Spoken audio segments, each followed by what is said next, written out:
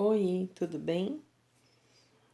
Pessoal, esse slide, ele tem, na realidade, dois tópicos importantes sendo apresentados. Um deles vocês já até viram na aula anterior, tá? Vamos lá. Poríferos e quinidários. Para vocês, também conhecido como selenterados. Bom, poríferos, né, como o próprio nome aí fala, são poros, né? Poríferos, né, são poros, ou seja, são portadores de poros. É o primeiro filo do reino animal. Eles, na realidade, têm o quê? O corpício, né, o organismo formado por muitas células, tá? Essa é a característica básica desse grupo aí. Aqui é a imagem, tá? De um porífero, tá? Que é uma esponja. Os poríferos são animais aquáticos e predominantemente marinhos, vivem fixos em um substrato. Por isso eles são chamados de sésseis, tá? Vocês já devem ter assistido Nemo, devem ter assistido Dory, né? Procurando Dory. Nesses dois filmes aparece bem essa questão dos poríferos aí, que são as esponjas, né? Que nós sabemos que são dois tipos. Existem as esponjas verdadeiras e as comuns. As comuns vão apresentar amebócitos, porócitos, coanócitos, ósculo, espículas e átrio, tá? Agora, a verdadeira, no lugar de espículas, elas apresentam a proteína espongina, ok? Aqui tem algumas imagens, né? Eu vou ampliar um pouquinho para que a gente possa falar sobre elas. Nesse slide aqui, nessa imagem, a gente tem a representação de um porífero, que é uma esponja. Dá para perceber que tem vários poros, que são chamados de porócitos, tá? A água entra junto com o alimento por esses poros e vai para o átrio, né? É como se fosse um vaso, gente, né? Dentro fica a água, vocês estão observando essas estruturas verdes, né? Elas são os coanócitos. Os coanócitos, eles vão apresentar o vacúolo, tá? Digestivo, colarinho e flagelo. Então, o que vai acontecer? A água e o alimento eles entram pelos poros ou porócitos e os flagelos vão pegando os alimentos, levam, tá? E lá no vacúolo digestivo vai ocorrer a digestão intracelular. Os resíduos, né? Aquilo que não foi aproveitado, vai sair e os flagelos vão com movimentos repetitivos empurrando para fora, tá?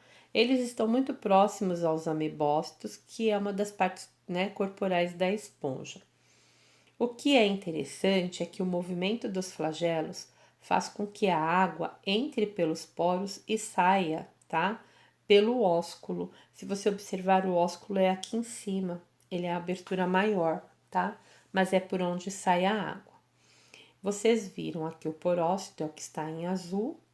Aí vocês, né, vão observar o seguinte: o que nos interessa, tá? O átrio, que é essa parte interna, e as espículas, que são estruturas que dão sustentação para o corpinho da esponja, ok?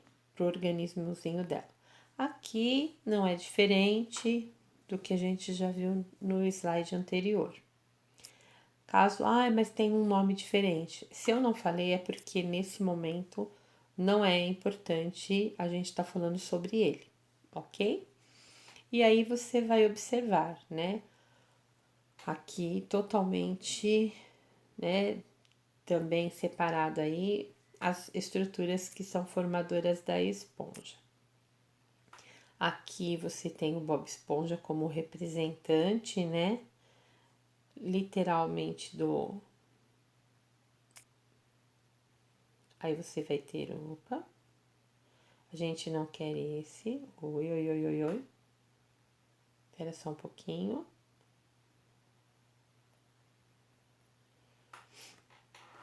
Aí a gente, na realidade, terminou o assunto dos poríferos. Agora vocês vão ver os selenterados, que também são chamados de quinidários, tá?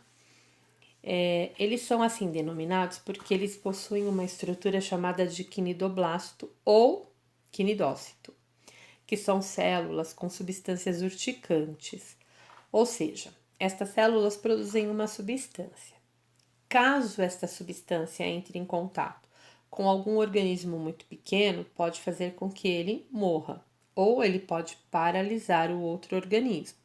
Na espécie humana, eles causam a queimadura, ok?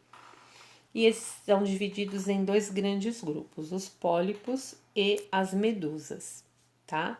As medusas são aí as águas vivas, que tem calota, né? Onde não ocorre, né, a estrutura que tem o quinidócito, ela só vai aparecer nos tentáculos, tá? Quem assistiu Procurando Nemo lembra muito bem que a Dory começou a pular sobre no caso, né, as medusas aí, as águas vivas, tá? E aí a gente vai ter, né, os pólipos, tá? Então a anêmona, por exemplo, é um pólipo. Se a gente voltar um pouquinho, olha aqui. As medusas, elas são livres e natantes, ou seja, elas não ficam fixas, tá certo? Elas são livres e natantes. Se você observar os pólipos não, eles são fixos. Aí você vai falar, ah, mas tem uma água-viva ali. Isso aqui não é água-viva, isso aqui é uma caravela portuguesa, tá? Vulgarmente, popularmente, as pessoas chamam sim de água-viva, mas não é, tá? Ela é um conjunto de pólipos. Se você está observando a linha d'água, tem uma estrutura para cima dela, tá? Essa estrutura para cima dela é um conjunto de pólipos que promovem a flutuação. Logo abaixo você vai ver cores diferentes, né, de estruturas. A cada grupo nós temos aí uma função. Vai ter o grupo de pólipos responsáveis. Os grupos são responsáveis por determinadas, como é que eu vou dizer? Funções nesse conjunto todo, tá? Então eu tenho aqui os pólipos que ficam responsáveis pela flutuação, outros que são responsáveis pela nutrição, outros que são responsáveis pela reprodução e os mais longos que são responsáveis pela defesa e ataque. Uma caravela portuguesa, tá? Ela pode ficar, né, lá no alto mar, bonitinha, e ter aí tentáculos com mais de 20 metros de comprimento, tá? Não é muito difícil, é até muito comum. Ela só chega, no caso, na beiradinha da praia quando ela é trazida pelas ondas, ok? Elas não vêm nadando, buscando, tá? Pegar ninguém, não, tá certo? Eu acho que vocês já devem até ter visto. É uma dica, né? Quando você chega na praia que você vê que tem a presença, né, de pólipos, assim como as caravelas ou como medusas, como as águas-vivas, você deve observar que se tiver o pessoal, né, que faz ali o cuidado, né, que são as pessoas do corpo de bombeiros que ficam ali cuidando dos turistas, eles têm dentro da mochila deles vinagre. Porque se os tentáculos dela pegar na pele humana, eles ficam presos e a substância urticante vai queimando. Então, colocando o vinagre, ela acaba soltando, tá? Esses tentáculos e acaba não causando tanto dano à pele da pessoa a qual ela acabou aderindo aí os seus tentáculos, ok? Aqui a gente vai ter, tá? O pólipo e a medusa, mostrando que eles possuem boca, que eles possuem cavidade gástrica, tá? Eles não têm um sistema digestório ainda, mas eles já apresentam uma boca e vão apresentar também uma cavidade gástrica, mas a boa parte da digestão acontece ainda dentro da célula, tá? É intracelular. Agora, o que é interessante?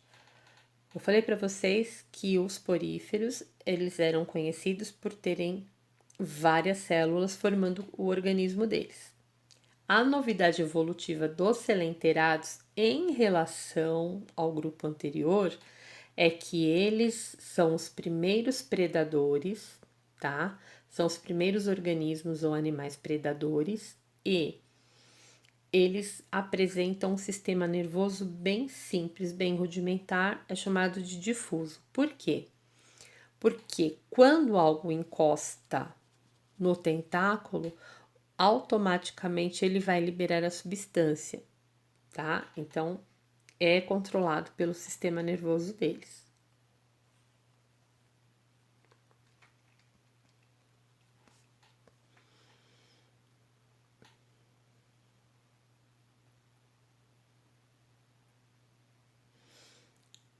Vamos lá. Agora, aqui a gente vai ter um coral, tá? Que é formado também, tá? Por pólipos. Aqui a gente tem outra imagem, certo? Agora aqui, ó, é bem interessante. Do tentáculo vai ter essa estrutura, tá? Essa estrutura tem um núcleo, tem o citoplasma e vai ter quem? O nematocisto, que fica, é um filamento que fica enroladinho e encolhido. O que que acontece? Quando ele encosta em alguma coisa, tá? Esse quinidocílio, que é uma espécie de um opérculozinho, é um cíliozinho, quando ele sente que encostou em alguma coisa, ele destrava e faz com que o filamento, por onde vai sair a substância urticante, ele estique como se fosse um chicotinho, ó. Você observa na figura ao lado que ele acaba o que? Se desenrolando e ele vai liberar, tá? A substância, ok?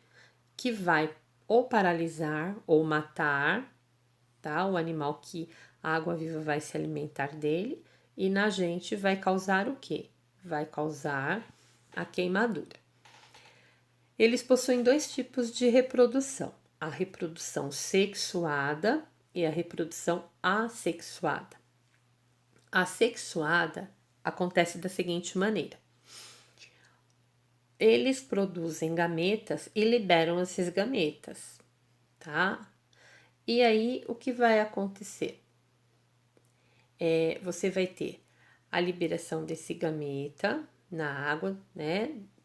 Do masculino vai liberar, obrigatoriamente o gameta masculino vai ser liberado na água, que vai fecundar internamente a fêmea e ela vai liberar uma plânula, tá? Essa plânula vai buscar um substrato ou, né, uma superfície e ela vai começar a formar pólipos, tá? E vai formando pólipos até ela conseguir, no caso, chegar a uma fase que ela consiga sair nadando. Entre a fase aqui, no caso, né, de pólipo para medusa aqui, você vai verificar o seguinte, ó. Pode acontecer brotamento. Então, por exemplo, ao invés de sair uma água-viva, podem sair duas, três, porque ocorreu, no caso, brotamento. O brotamento é uma reprodução assexuada, tudo bem? Aqui você vai ter um pedacinho do vídeo, né, do Nemo. E aqui vem o seguinte: Hora de dar uma lidinha na apostila e resolver os exercícios. Estão bem simples, ok? Na próxima semana faremos correção das atividades e qualquer dúvida me procurem, tá certo? Boa semana